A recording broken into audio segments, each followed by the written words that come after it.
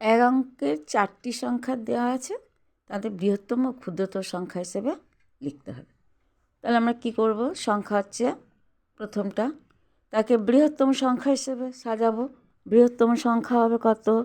না 7530।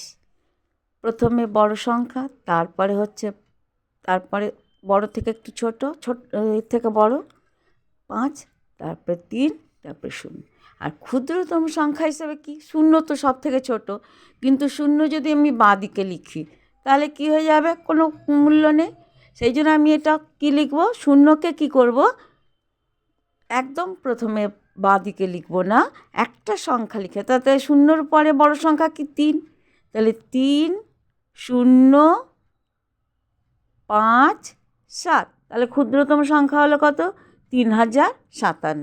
তাহলে 3057।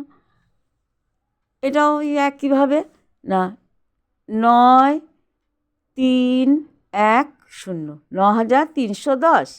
ওখানেও কী করব? সেই 0 আগে লিখতে পারবো না বাঁ দিকে একদম। তাহলে একটা সংখ্যা লিখতে হবে 0 থেকে বড় কি আছে? না 1।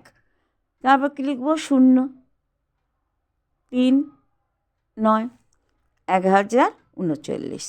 তাহলে ক্ষুদ্রতম সংখ্যা হলো 1039। ভাগ পদ্ধতি। ভাগ পদ্ধতি আমরা কি জানি? না এটা হচ্ছে ভাজ্য,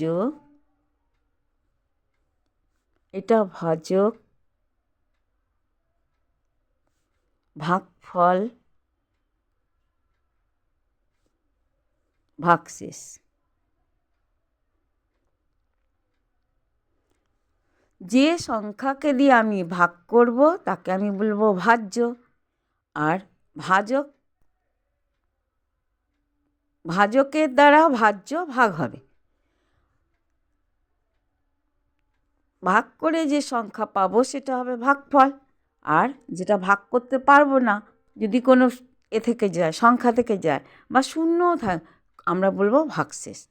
তাহলে আমরা কি একটা উদাহরণ নিই, যে প্রশ্ন করে দিয়েছি ভাজ্য 3003, ভাজক 3, ভাগফল কত, ভাগশেষ কত?